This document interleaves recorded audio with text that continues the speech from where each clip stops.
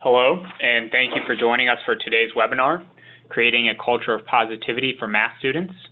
My name is Danny Shapiro, and I'm on the marketing team here at Hawks Learning.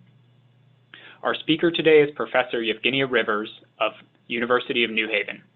Professor Rivers has been a math educator since 2007, having taught high school general and special education classes and college math courses since. She has found that her students react most favorably when she demonstrates how much she cares not only about their success in the class, but their well-being overall. She seeks to empower her students by guiding them through the neuroscience behind the growth mindset, as well as having them research ways in which they can overcome their math and test anxiety. We are excited that Professor Rivers is here with us today to share all of her experience and knowledge. If you do have any questions during the webinar, please enter those into the Q&A box located on the panel either at the top or bottom of your screen, and we will address them at the end of the talk. And on that note, I would like to hand it over to our presenter. Hi, everyone. I'm just going to get my video started, and I'll be right with you. Hope you can all see me. Thank you for that wonderful introduction, Danny. I'm excited to share my knowledge with you indeed. I hope you guys had come up with some good ideas on your colleagues who are integral in making things successful on your campus, whether it be math or otherwise. I will not assume that you're all math instructors. And also how those people contribute to the positive climate. Okay.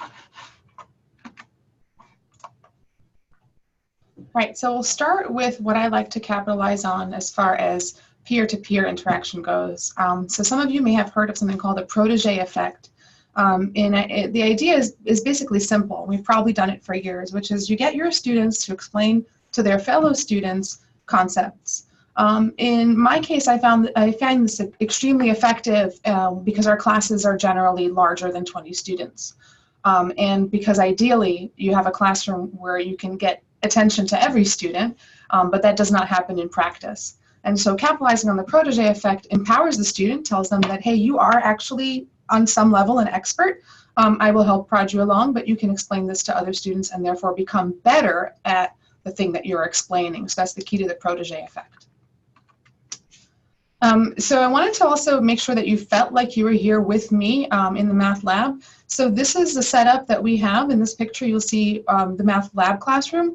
And hopefully you can't find the instructor that quickly, but if you did, she's right there. What she's doing is guiding her students through some inquiry-based activities because that's one of the options that we have. I see it as a great benefit. Inquiry assumes that students are not learning at the exact same pace, which we know that they don't. And what it allows us to do is have students catch up to where they need to be. So this particular activity is a Desmos activity, but you can use anything that you like, and then we supplement with the online Hawks software. Okay, so part of the positivity that we have in our program is because of the kinds of professional development that we try to offer. So I classify these into two categories, non-instructional and instructional. I find that it's one thing to be positive and be kind to students. It's another to understand the diversity that is in our classroom and to provide the equity as a result. And so the non-instructional components, which I think are equally important as the instructional professional development, are looking at things like assumptions, implicit bias, microaggressions, looking at building trust in the classroom, debunking learning myths, growth mindset in math, as was mentioned in my bio, and supporting our transgender students. These are all examples of PDs that we have done. Instructional professional developments, I clump them for now into three categories, but these are just examples of things that we've done. I'm sort of open to anything. One very simple one we did was on digital distractions, so how to cope with students using cell phones in the classroom. We came up with some wonderful ideas that we could share with each other, and then people implemented them in their classes. We can talk about that more in the Q&A, I'm sure. One of the other things that we worked on, really proud of, is critical thinking. So that basically just means how do we get our students to explain beyond a very simple response to a mathematical problem. So building on their ability to reason and think logically. And then, of course, really powerful is being able to do some data-oriented planning or instruction that is informed by that data. So we use our Hawks reports. It's particularly assignment reviewer is a big favorite here in our department. So looking at the analytics for a diagnostic exam, for example, to see where are students going to struggle the most so that I can use that in my instruction and in a risk-free environment before they get to an exam that has some more stakes attached. And then the key to all of this is that the workshops are led either by myself, my colleagues who are instructors here, or by campus affiliates. So these are all people that are very easily accessible. So it's really nice to build that community as well and empower each other in the process. So examples of campus affiliates would be the Accessibility Resource Center, for example, or our Centers for Student Success, which is like the advising section on campus, or the Diversity and Inclusion Center, if you're fortunate to have one of those like we are. Okay, so enough from me for a little moment. Let's take a break from all my talking. I'm going to show you what one of our graduate assistants does.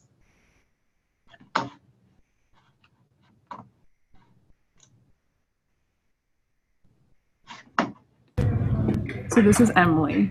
Yes. I was going to see if I could hide the name. Emily, what do you do here? I am a GA, so I do a lot of miscellany.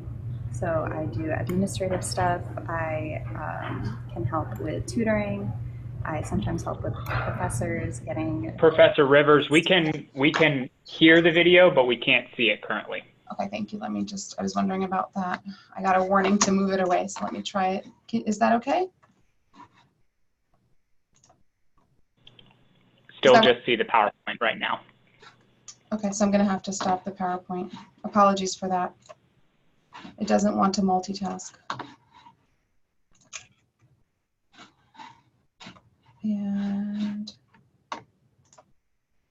we're just going to have to share it each time, it looks like. Sorry.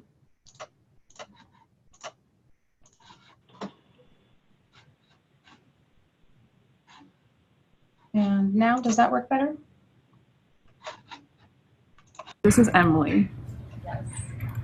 I was going to see if I could hide the name. Emily, what do you do here? Is that working okay? Yes, we can see now. Okay, thank you. I am a GA, so I do a lot of miscellany. So I do administrative stuff. I can help with tutoring. I sometimes help with professors getting their lessons together if they have questions using Hawks or any of our online stuff. I'm currently working on some data where we're comparing the amount of time students spend in certify versus practice or learn with their exam scores on their first exam. So without actually seeing any names, you can see here, this is a very messy looking scatter plot of my class with the amount of time they spent in whether certify, learn and practice, practice or learn, with their overall exam grade. What do you like most about working here? I like that I'm able to take initiative and do things, whether it's working on a project that I've somewhat been assigned or trying to figure out a better way to make something more efficient for the math zone. I like the people that I work with. Everyone's super nice and super friendly. What's most challenging about working here?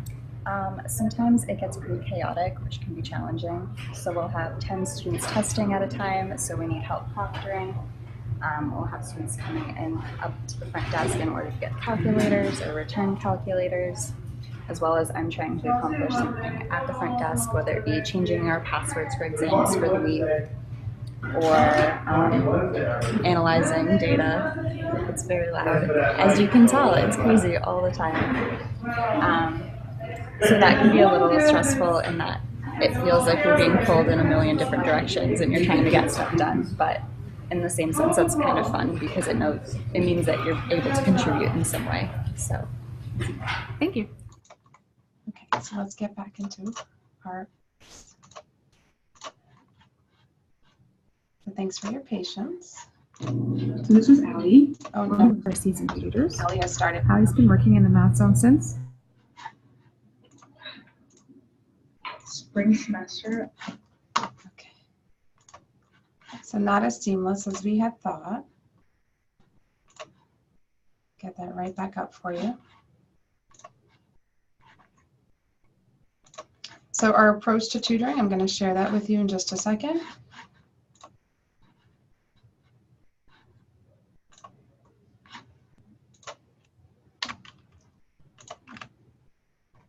Okay, so of course there's plenty of training and onboarding involved, and I'll spare you the details of that, and you can reach out privately if you'd like or ask about it in the Q&A session at the end.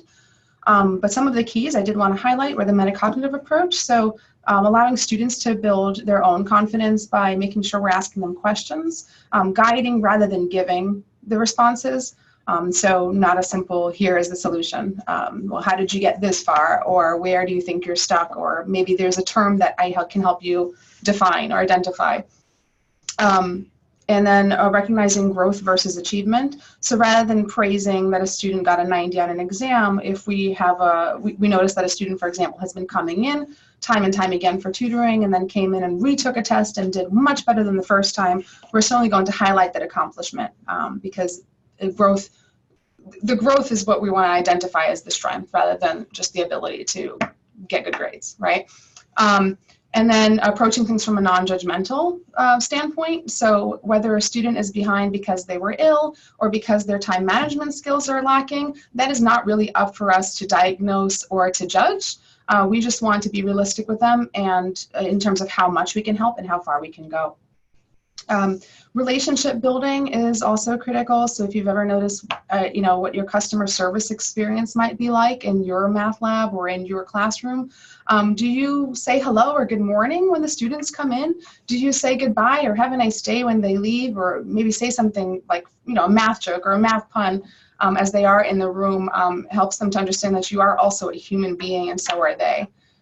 So the tutors also make videos for our YouTube page, which is nice because then our students get to see the tutors in various capacities, and it also empowers the tutors in the process and helps them learn some critical skills that will be helpful outside of just the tutoring job.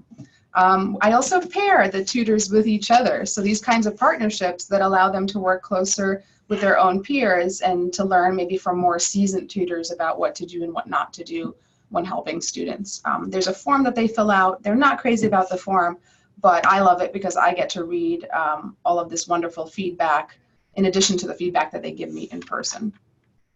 Okay, so Allie's clip. Fingers crossed that you guys can see this okay. So we can try this. And here's Allie. And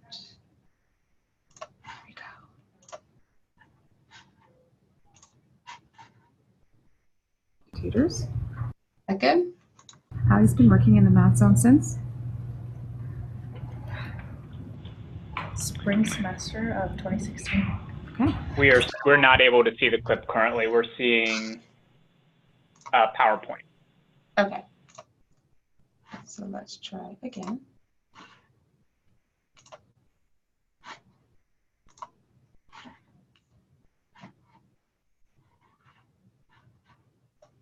How about now? It is still showing the PowerPoint. Okay. So I believe if you share your whole screen, that might allow us instead of sharing a specific application, if that's possible. I'm afraid not, but I can try. I think I have the dual display on, so that's okay. It should be good now. Allie, one of our seasoned tutors. Allie's been working in the math zone since? Spring semester of 2016. Okay. It's been a while. 3 full years. And Allie's graduating this year with a degree in? Forensic science and biology. Double major. Yep. So here at Madzone, when you're a tutor, not only do you assist students one-on-one, you also help to proctor exams, as well as do some other miscellaneous work, such as passing out calculators and working at the front desk and answering other questions that students may have. Awesome. So Allie's attempting to find a student that might have a question. This is a lot harder than it looks because students are reluctant to ask questions. Definitely. I think part of it's just like admitting that you need help, and that's just really intimidating. And that's something that I've had to work on myself over the last few years, taking on a bunch of different responsibilities and trying to figure out when I know that I need to ask someone else a question, because I might not know exactly what I'm doing. Do you think you've gotten better at asking those questions as part of working here in your actual process? So.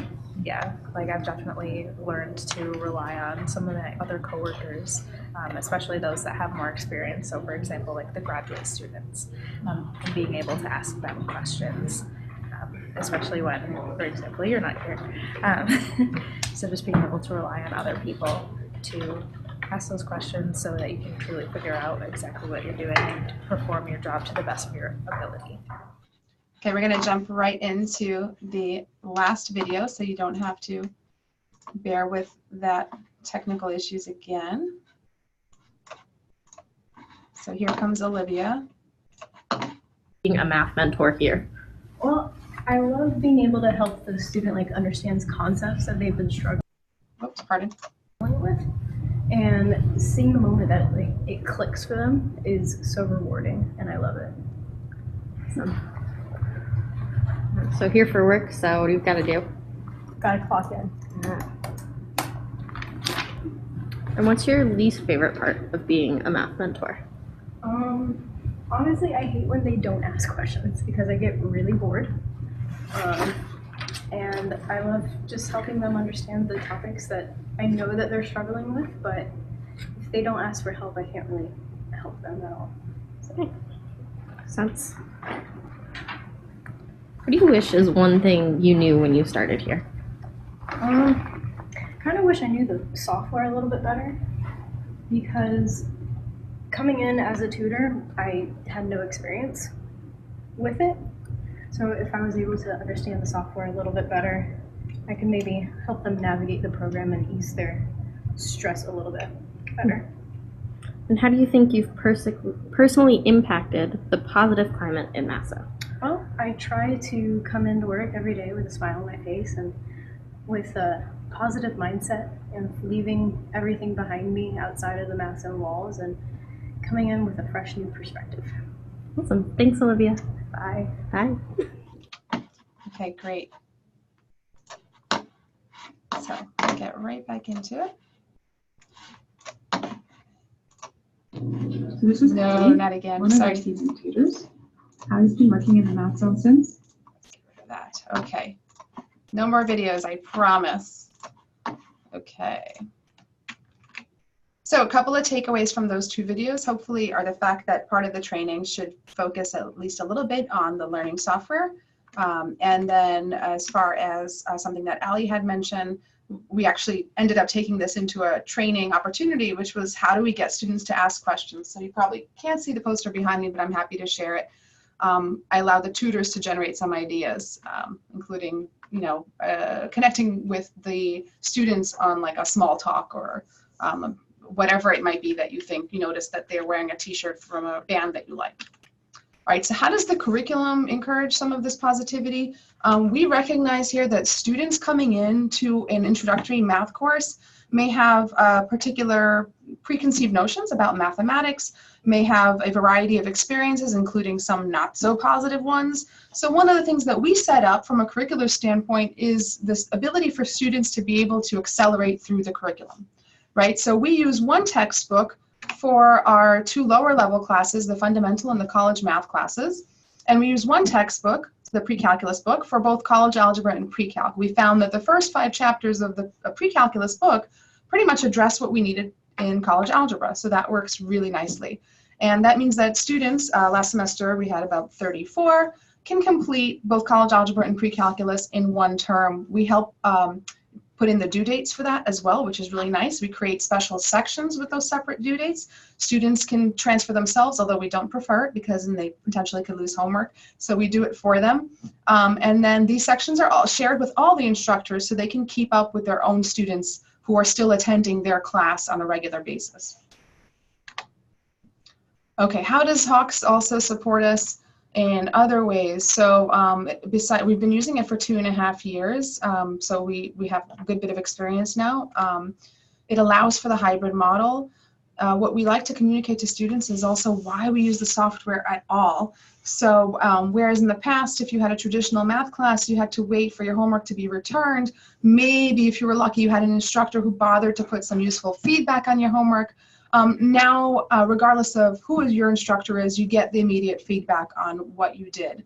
You have the ability to work ahead, which you may not have had in a traditional model. And also you have the endless practice problems, right? I think there's over 20 iterations of any particular problem. Another thing I absolutely love, so a picture is worth 1,000 words, is the fact that some of the textbooks will have these common errors that they build in to learn. So the wrong solution versus the correct solution, because it's based on common errors, right? So those of us who are more experienced, we might be able to anticipate them. But if you're a graduate assistant, or it's maybe your first year teaching as as a part-time instructor, you may not know that. You may not be able to anticipate those things. So it's kind of nice to have that, and you can review it before the students do. And then sometimes I ask them to guess, what do you think is the most common error if it was not available in the textbook?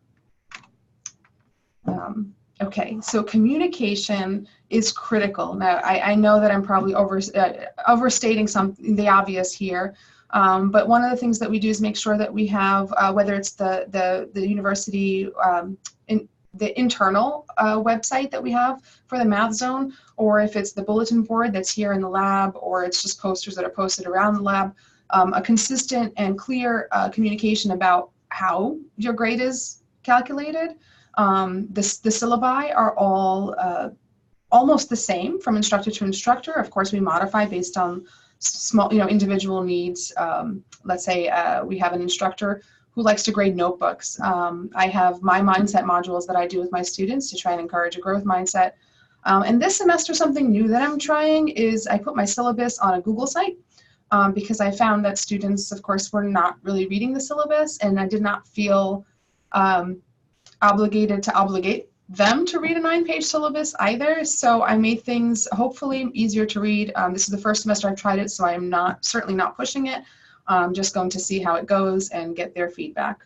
I did plant a little Easter egg in there, so that was helpful, that the students were asked to email me using particular email etiquette by a certain date, and then they would get a couple of points on their next exam. So I think 6 students read the syllabus, which is probably 6 more than read the syllabus last semester. The other thing that we want to encourage, like I said, we have students who may be coming in with the not so friendly math attitudes or bad experiences. So fun math, right? So one of the things that we have is a scavenger hunt that we'll sometimes post where the students will also interact with the tutors in the process. So here's an example where clue number 1, it says there's a tutor majoring in bio pre-med. She works on Tuesdays, Fridays, and Sundays. When you think you found her, ask her, how do I find the domain of f of x equals 4 divided by x minus 3? After she explains it to you, she'll hand you the next clue. And so also secretly, I'm getting them to interact with the tutors that they might not want to normally admit that they need help. Now, oh, okay, well, I know who this student is. I can come and talk to her when she's here tutoring. Just don't tell my students I'm secretly tricking them into tutoring. And then other messages, right? So this math avoidance, math phobia, math negativity is not unique to our students. It's also prevalent among our colleagues. And I smile when I say that because, well, we probably all know that and it's expected. So how do we get people to change their mindsets about math a little bit? These images. So these are our very own athletes. I asked the athletics department to help us make these. I just gave them the quote and they did a fantastic job. So math is not a spectator sport, right?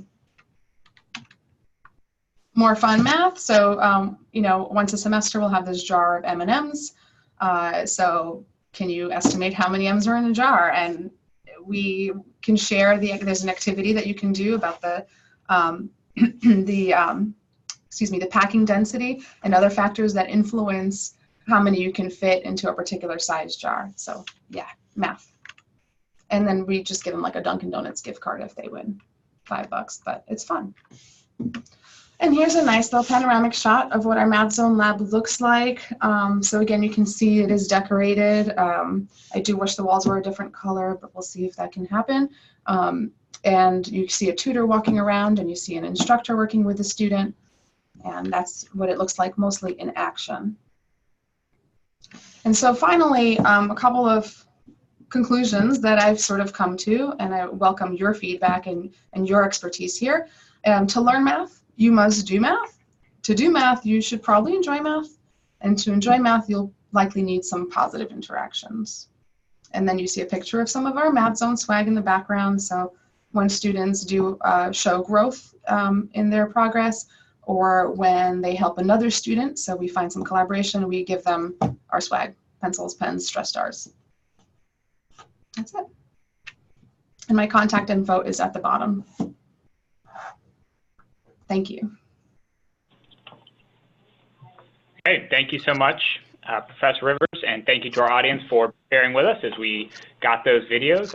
I'm really glad we were able to watch them, though. It's great seeing the instructors in that math zone environment and getting to actually take a look at the culture that you have going on there. I want to remind our audience that now is a great time to ask questions. We have the question and answer box available for you to submit your questions there. Professor Rivers, I wanted to ask, how do you balance those digital distractions? You mentioned that. Obviously there you're using technology to engage students with math, to have them do their homework, but then you also do have these various digital distractions. How do you balance that? That's a great question. So I'm not going to claim that I do it well. I'm just telling you what I do. And one of the things that I like to do is actually use the technology in the classroom. So I will tell them to keep their devices away until an activity requires it. And when I say away, I'm serious about it. I don't let them just put it face down on their desk. I think it sounds pretty, high schoolish, but I don't know how much they realize their addiction to their cell phones. And so I'll tell them straight up that I think I'm doing you a favor. However, if there's an emergency of any kind, they just tell me, and they need to just leave the class and take care of it. They're pretty understanding for the most part, but it is not easy in the beginning, no. So whether it's Kahoots or Socrative, or now if anyone's heard of it, Zeetings is a pretty cool way to present using the technology. I will be very explicit. I'll tell you when you need to use your cell phone. Okay, thank you. And we have Candy asking, do you have any suggestions on using several of these concepts in the online classroom setting? Yeah, great question. So I think the mindset modules really lend themselves to that, to the online environment. And I can certainly share some of that with you. Basically, if you just need, I can give you the themes are around setting goals, talking to people in your field. So that could be a phone call. They don't have to do that in person. So if I am a psychology major, I might want to ask a psychology professor or somebody who's actually working in psychotherapy, how do you use math? And the responses might surprise you. So, and I mean pleasantly. I was pleasantly surprised at how much students received positive feedback about either math experiences or the use of math by these people. So goal setting, buy-in regarding math, like I said, making mistakes, right? So our students, especially in math, I think they think that making a mistake means you're dumb or somehow, somehow lesser than, and that's just not true. So productive struggle, I guess is the buzzwords for it.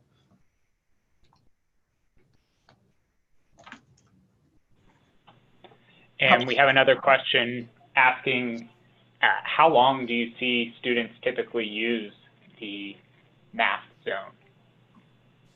Outside of class is what I'm assuming? Yeah, I think so. Mm-hmm. Okay. So it really depends. We struggle with the very lowest of those 4 classes that I mentioned. We struggle to get students in, but we reorganized the curriculum a tiny bit so that there was no non-credited class. In other words, we raised the bar basically for everybody and said, well, the worst that can happen is that when we raise the bar, you meet us lower. And that's fine, because that's, at least you've accomplished half of what we needed you to do. But with the ones who do come, they come regularly. And so that tells me that something that we're doing is working. And then we do also have another tutoring center on campus. So there are students who choose to use that one, I think because there's fewer distractions. So as you saw, the lab is pretty wide open. And so that can make it difficult for some people to concentrate. So if they needed tutoring in a more quiet environment, they might choose to do that tutoring center. And we also have a small room off to the side that they use. But yeah, I wish more students came for tutoring. I feel like that will always be my answer to you. And Dean is going back to the digital distractions and asks if you have ever had a student start texting during a class. Yes, of course. You know, a couple of evil eyes and maybe a soft, like you walking by, and just make a subtle joke about it. You don't have to be a monster, you know, and say like, hey, put your phone away and embarrass them in front of everyone. I usually will just walk by and make a subtle hint. And sometimes I will mention that I feel like it's disrespectful to me as the person in front of the room. And so, you know, to trigger that empathy meter if they have one. So. And Vahid is asking, how do you get your faculty to agree on a common syllabus? What else do those courses share? Well, we all share the fact that we're using Hawks, and that's most of the assessment points are coming from that. So the wiggle room exists in the points that we assign for the homework. So that's usually around 20 to 25%. And so instructors are sort of free to take a percentage of that and do what they want with it. But the idea is that the assessments are common, and so no matter whose class I'm in, I should have the benefit of having at least a similar experience. Okay, so they're not going to be the same, and nor should they be, because I think academic freedom is wonderful. But yeah, it's just that chunk of 25% that we sort of can to manipulate. No one gives credit, as far as I know, for attendance. And Vahid is also asking about passing rates and if you've seen any improvements since moving to Hawks. Yeah, we've definitely seen improvement, especially in the college math and in the pre-calculus sections. So those have gone up significantly. The college algebra is still sort of a tricky one, and I'm actually right now working on a project to sort of figure out why, and I think I've pinpointed some of the issues. So unique to us is that we will have a number of STEM students whose departments will choose to move their placement up. So if they placed into like what is, I guess, the intermediate algebra version that we have called college math, if they place into that, some of these departments are moving them up to the next level to college algebra, and we're finding those students mostly are unsuccessful.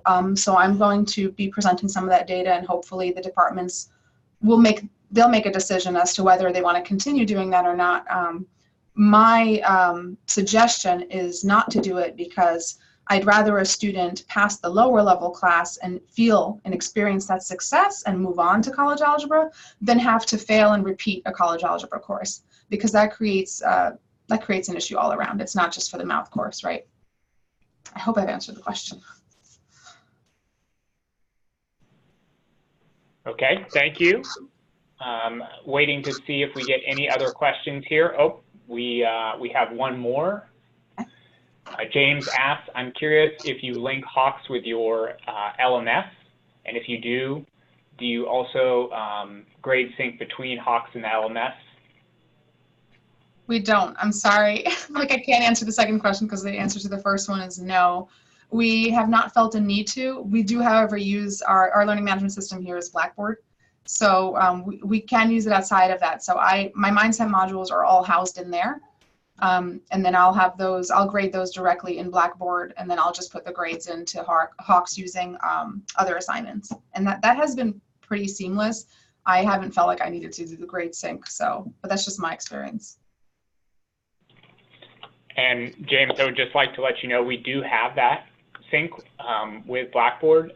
So if you do need help and support getting that set up, one of our training and support representatives will be more than happy to help you get the sync set up, walk you through the process, all of that good stuff.